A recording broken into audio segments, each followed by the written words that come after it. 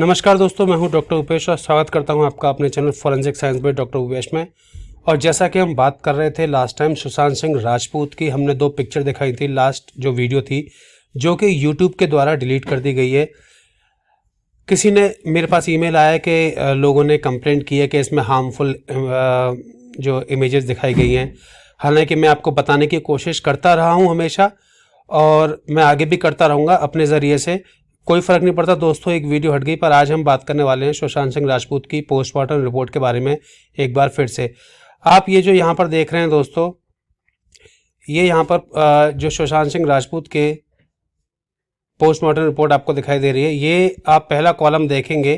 जो पहला कॉलम है वहाँ पे लिखा हुआ है दोस्तों, प्रेशर एब्रेजन यानी कि लिगेचर, जो लिगेचर मार्क हैं present around the neck at the level of thyroid cartilage. अब आप ये देखिए, थायराइड कार्टिलेज, आप जानते हैं कि आपके नेक में, आपके गले में थायराइड कहाँ पर है।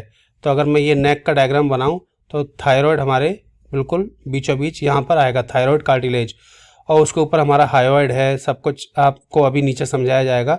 तो अगर यहाँ पर लिगेचर मार्क है, इस पोजीशन पर लिगेचर मार्क है दोस्तों, तो इस पोजीशन पर लिगेचर मार्क का मतलब कभी भी हैंगिंग नहीं हो सकता।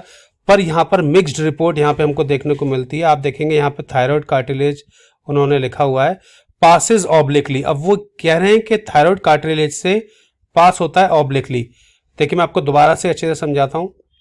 अगर मैं ये आपको एक नेक का डायग्राम बनाया, अगर ये नेक है और नेक के, मैं इस तरीके से आपको इसलिए समझा रहा हूँ, इमेजेस नहीं दिखा सकता क्योंकि यूट्यूब की पॉलिसी वायलेट होती है। तो ये कह रहे हैं कि थायराइड कार्टिलेज से होकर और इस तरीके से ये मार्क ऑब्लिक जा रहा था, पासिस ऑब्लिकली। पर हमने देखा, आप सब ने अच्छी तरह से देखा कि जो मार्क्स थे वो सर्कुलर थे, वो ऑब्लिक नहीं थे। अगर मैं कहूँ उन मार्क्स के मैं बनाऊँ डायग्राम, तो ये मार्क्स की पोजीशन थी इस तरीके से, ना कि ऑब्लिक। ये सर्कुलर मार्क्स थे, ना कि कोई ऑब्लिक। खैर ठीक है, वो आगे लिखते हैं कि upward backward toward mastoid process. Mastoid process दोस्तों कान के पीछे वाले एरिया को कहते हैं।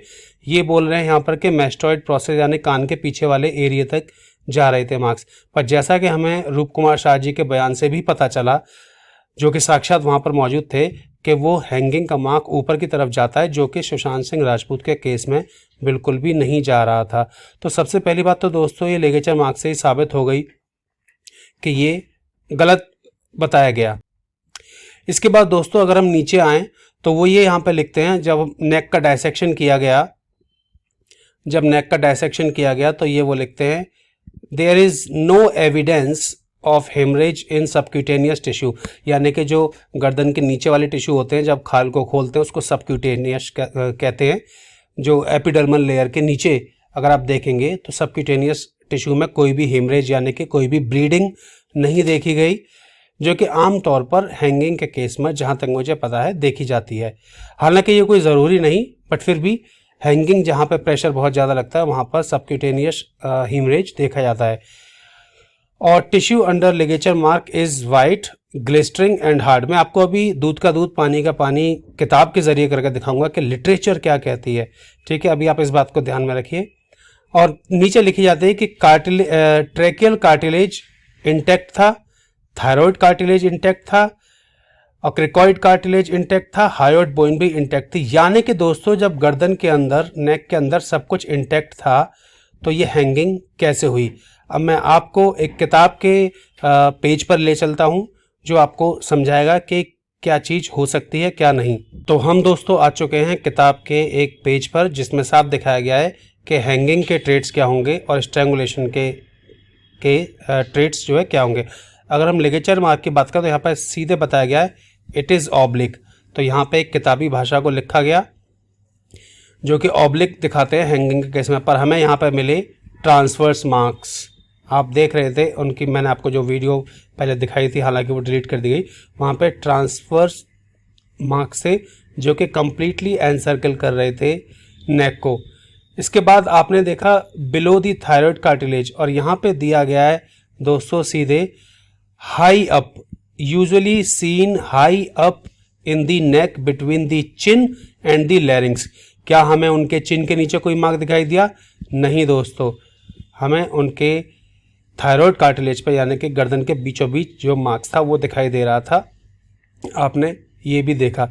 अब मैं बात करूं अगर नेक की, तो यहाँ पे नेक की बात की जा रही है, तो नेक यहाँ पे स्ट्रेच्ड और एलोंगेटेड होगी किसके केस में, हैंगिंग के केस में। पर हमें क्या दिखाई दिया, हमें नॉन स्ट्रेच और नॉट एलोंगेटेड नेक यहाँ पे हमें सुशांत सिंह राजपूत के केस में दिखाई दे रही थी।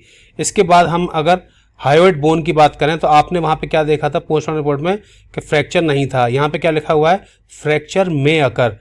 और स्ट्रैंगुलेशन के केस में दोस्तों फ्रैक्चर इज अनकॉमन, यानी कि फ्रैक्चर हुआ ही नहीं, तो चांसेस ज़्यादा किसके बनते हैं दोस्तों, चांसेस बनते हैं स्ट्रैंगुलेशन के ज़्यादा। ठीक है।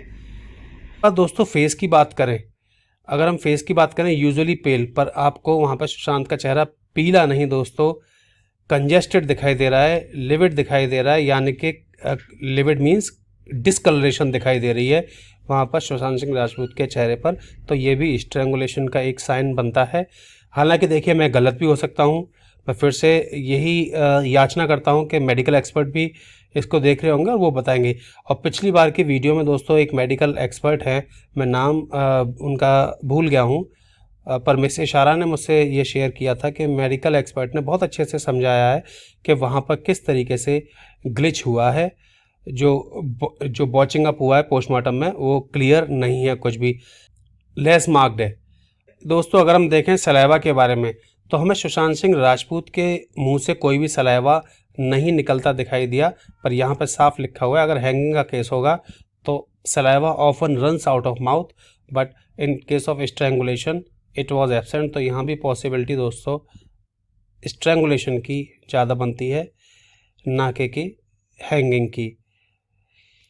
अब दोस्तों जो सबसे बड़ी ध्यान देने की बात यहाँ पर है वो ये है कि ये 5 डॉक्टरों ने मिलकर सिग्नेचर किए, और आप देख रहे हैं ये जो डेट का आप देखिए, ये डेट ये मैंने पहले भी एक वीडियो में बताई है, ये डेट एक ही आदमी ने लिखी है, ये भी डेट एक ही आदमी ने लिखी है, ये भी डेट एक ही व्यक्ति ने लिखी है।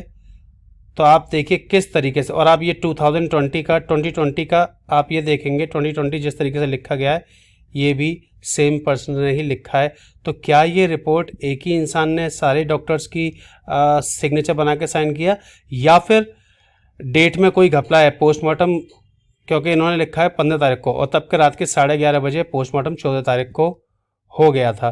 तो कब कंप्लीट हुआ, कैसे हुआ, तो ये सारी चीज़ें दोस्तों क्वेश्चन में हैं। आपका इस बारे में क्या कहना है प्लीज़ मुझे ज़रूर बताइएगा। बहुत बहुत धन्यवाद।